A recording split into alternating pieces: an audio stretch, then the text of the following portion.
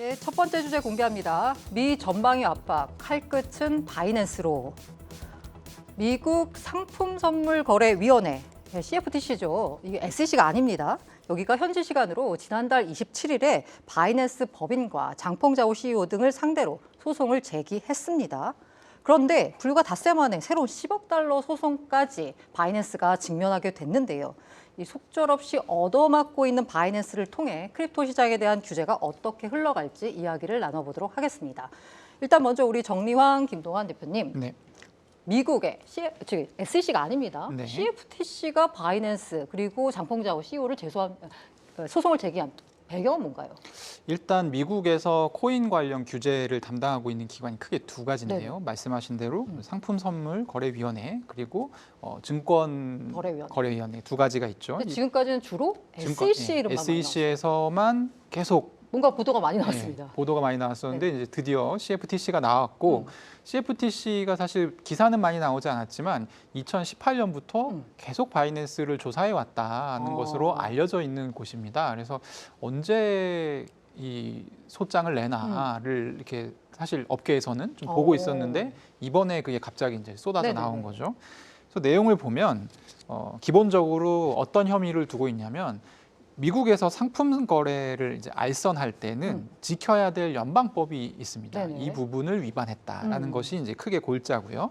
여기에 플러스 미국 사용자들의 어떤 위법 행위를 유도했다라는 부분이 또 있고요. 위법 행위를 유도했다라는 건. 그러니까 이제 원래는 바이낸스 인터내셔널이라고 해서 바이낸스의 그러니까 본진 거래소, 글로벌 거래소를 미국 사용자들은 사용할 수가 없습니다. 없죠. 없고 네네. 그리고 바이낸스 자체도 받지 않아야 해요.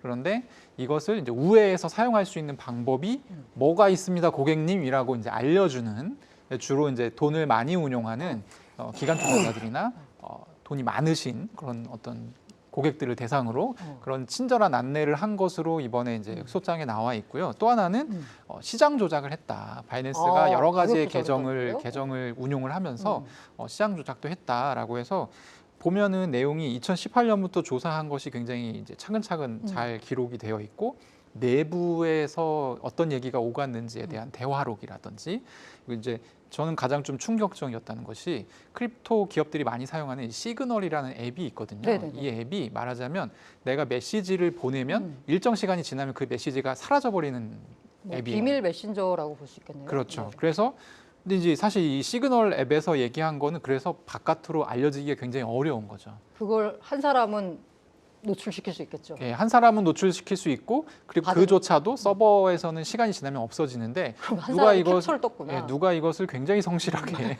그래서 내부 고발자가 있었다. 아. 라고 해서 근래 보기 드문 미국 기관이 낸 소장으로는 상당히 알찬 네, 소장이었습니다. 그래서 이런 배경이 있어서 사실 업계에서는 이거 쉽지 않겠는데라는 반응이 나왔습니다. 네. 저도 소장을 직접 이제 그 사이트 들어가서 봤거든요. CFTC 74페이지에 이르는 소장이더라고요. 아까 말씀드린 대로 굉장히 뭔가 구체적인 증거들이 있어가지고 네. 이거 쉽지 않겠다라는 생각이 들고 있습니다. 그런데 제가 아까 앞서 말씀드린 대로 이 소송이 제기된 다음 한 닷새 지났을까요? 갑자기 바이낸스가 또 10억 달러짜리 피소를 당했다라는 얘기가 나왔어요. 도대체 이번엔 또 무슨 혐의인가요? 맞습니다. 그 CFTC 제소 5일 만에 바이낸스가 10억 달러짜리 소송에 휘말렸는데요.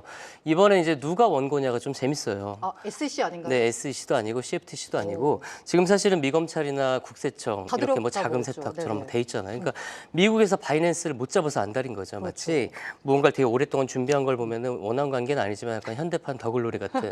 그래서 미국에서 바이낸스 나 지금 되게 신나 이런 분위기가 아닐까 생각되고요. 또 바이낸스가 뭐 가해자라는 얘기는 아니고 네. SEC가 뭐 피해자라는 얘기는 아닙니다. 그렇죠. 네. 그 원고가 일반인이에요. 플로리다 네. 미국인 2명이랑 캘리포니아 거주인 1명인데 그 둘이 이제 법무법인 2개를 해서 집단 소송을 하게 된 겁니다. 그 규모가 10억 달러짜리. 네, 맞습니다. 그래서 바이낸스랑 상펑자오 그리고 이 해당 인플루언서들인데 네네. 어떤 부분이냐면 그 바이낸스에서 인플루언서를 통해서 홍보한 걸 통해서 내가 피해를 봤다.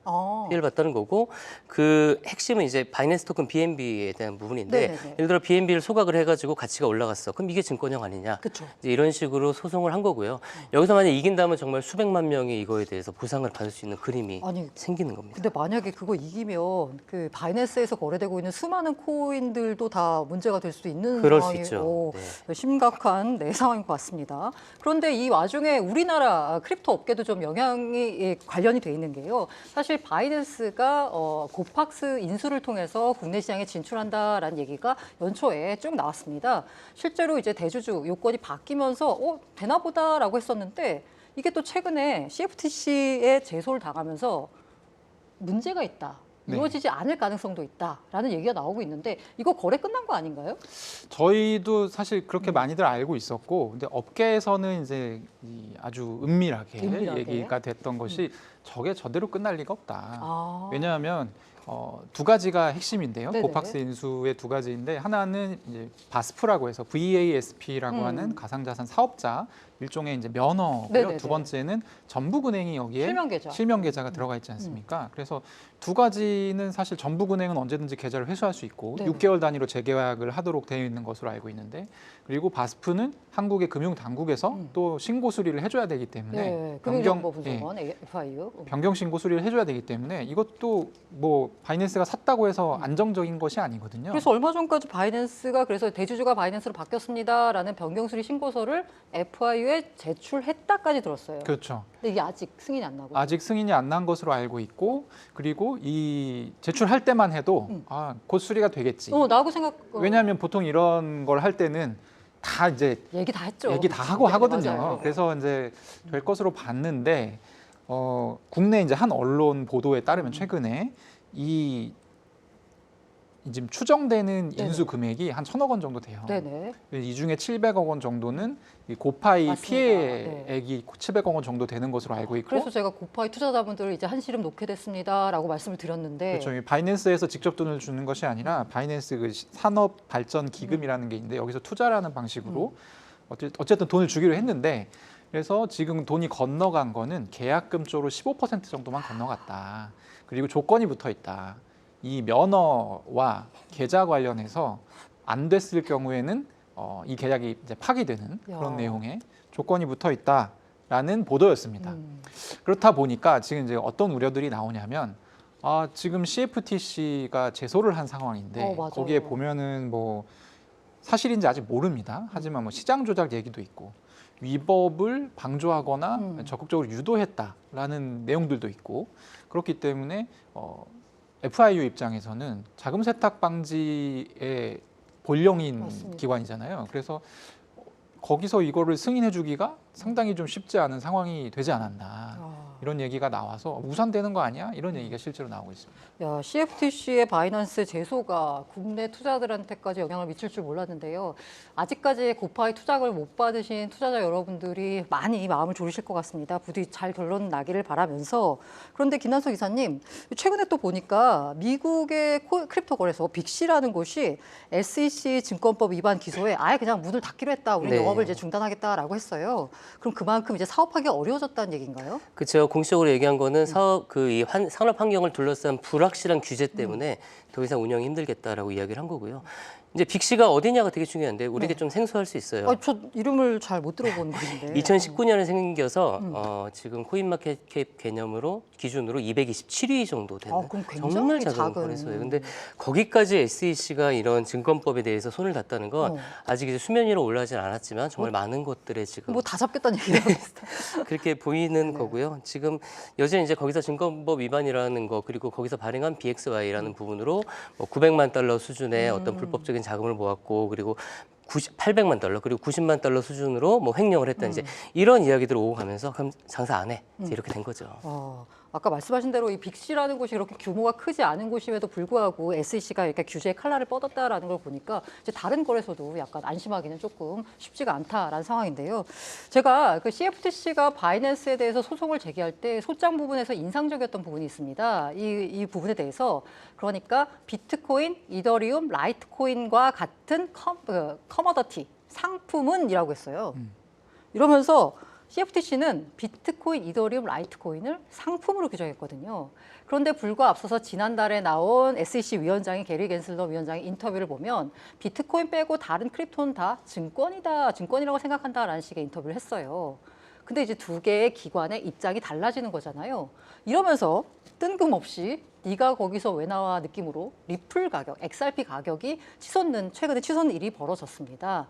제가 여러 가지 뭐 해석을 보니까 암호화폐 커뮤니티에서는 CFTC의 세소 내용을 보니까 아, 리플도 이런 논리라면 우리도 상품이 될 수 있겠구나라고 하면서 SEC와의 소송에서 이길 것 같다라는 승소 기대감이 퍼졌다라고 하는데요. 자, 지금 SEC와 리플의 소송, 리플이 유리한 구조를 선점한 건가요? XRP 가격은 그것 때문에 오른 거 맞나요? 유리하다라는 그 네. 분석과 네네. 보도가 갑자기 늘어나서 네. 굉장히 많이 나오고 있고 네.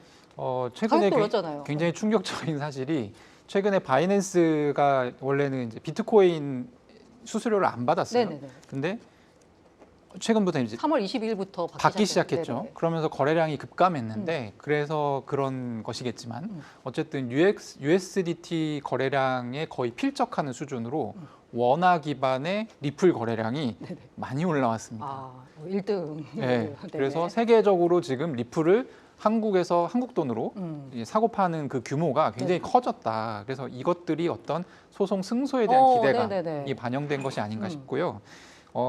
이 지금 최근에 좋은 얘기들이 여러 가지가 나오고 있는데 존 디튼이라고 해서 리플 커뮤니티 소속의 굉장히 그 친 리플 성향의 인플루언서 변호사가 있어요. 근데 이분이 여러 가지 그 리플 관련 소송에 많이 쫓아다니면서 이제 얘기들을 해주는 그런 역할을 하고 있는데 최근에 이제 트위터를 통해서 5가지 시나리오가 있다. 그래서 4개는 리플한테 좋은 시나리오, 1개는 SEC에 좋은 시나리오인데 그럼 전반적으로 리플이 유리하다는 거네요. 그렇죠. 4대1 정도로 네네네. 유리하다고 본다라는 거고 내용을 좀 정리를 해드리면 첫 번째 가장 좋은 것은 법원이 SEC를 질책하는 거죠. 지금 약식 기소가 들어가 있는 건데 네네. 뭐 이런 걸로 기소를 했어요?라고 이제 질책하는 것이 가장 좋은 시나리오. 두 번째는 XRP, 그러니까 리플이 증권이 아니다라는 해석을 재판부에서 해주는 것. 그쵸. 그리고 세 번째는 이 약식 재판 자체를 기각하는 것. 아, 그것도 좋은 거예요? 그것도 이제 리플 입장에서는 어쨌든 지금처럼 거래할 수가 있게 되는 거니까요. 그리고 이제 리플이 어떤 범법적인 요소가 있었다고 한다면 당연히 재판부가 약식 재판에서라도 결론을 내렸을 텐데 이거를 기각한다는 거는 뭐 죄값이 안 된다 이런 해석으로 받아들일 수 있기 때문에. 그리고 네 번째는 XRP 리플을 증권으로 보되 그리고 이 XRP의 2차 판매에 대해서는 처벌하지 않는 것. 대부분이 2차 판매였기 때문에 이렇게 되게 되면 사실 그렇게 큰 시장에 영향이 없다고 합니다. 그리고 가장 나쁜 시나리오는 SEC의 유리한 판결을 내면서 이 리플이 증권이냐 아니냐 혹은 2차 판매가 잘못된 것이냐 아니냐에 대해서 유권 해석을 하지 않는 것이 가장 나쁜 경우라고 합니다. 그럼 SEC 말이 맞다는 얘기인 거네요? 그렇죠. SEC 네 말이 맞는 것 같아.까지만 얘기하고 더 이상 얘기 안 하면 SEC가 이제 거액의 벌금을 청구하면서 민사소송을 할 거라는 것이죠. 게다가 뭐 법원에 뭔가 증권성 판단을 안 했으니까 향후 SEC가 다른 프로젝트에 대해서 문제를 제기할 때도 야, 이전에 법원이 보면은 우리가 맞다 그랬어. 특정 프로젝트에 대해서 맞다는 게 아니라 전반적으로 니네 말이 맞다고 한 거니까 그렇죠. 여기에도 준용하기 때문에 너희들도 문제야라고 할 수 있는 SEC의 유리한 입장이 될 것 같은데 그러면서 많이 나온 얘기가 이 리플과 SEC의 소송 그리고 이제 바이낸스가 어떻게 소송 결과가 나오느냐 여기 이제 투자자들의 관심이 쏠립니다. 특히나 이제 증권성 관련돼 가지고 이 리플과 SEC의 소송 결과에 따라서 이 코인 시장에 크립토 시장에 변곡점이 될 것 같다라고 하는데요. 다른 알트코인에 미치는 영향도 클까요? 실제로 뭐 그냥 부정적인 말을 하는 사람들은 이러면 비트 빼고 다 증권 아니야? 그러면 다 상폐되는 거 아니야? 뭐 이런 이야기들을 하는데요. 사실 뭐 너무 많은 경우의 수가 있다 보니까 끝나고 항소를 해서 계속 질질 끌 수도 있고 그리고 SEC가 이길 수도 있고 리플이 이길 수도 있고 결과는 나와봐야 아는 건데 이제 속단하기는 어려울 것 같고요. 다만 이제 닥사에서 얘기하는 것도 이게 당장 한국 시장에 영향을 미치진 않을 거다. 기준도 다를 것이고 무조건 우리가 그렇게 하진 않을 거다. 물론 리플 자체에 뭐 유의 종목을 지정한다든지 그런 식의 행동은 있겠지만 다른 알트코인까지 영향을 미치려면은 어느 정도 좀 시간이 걸리지 않을까 싶습니다.